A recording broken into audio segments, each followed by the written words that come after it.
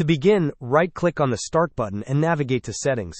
Once in Settings, select the Windows Update tab. From there, click on Advanced Options, and then choose Optional Updates. Install any optional updates that are currently available. After completing these installations, return to the main Windows Update page and click on Check for updates located in the right pane. If the issue persists, your next step is to perform an SFC scan.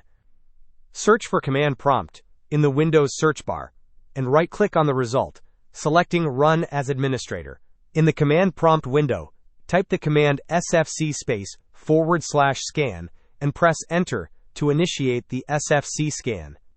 The final solution involves running a chkdsk scan.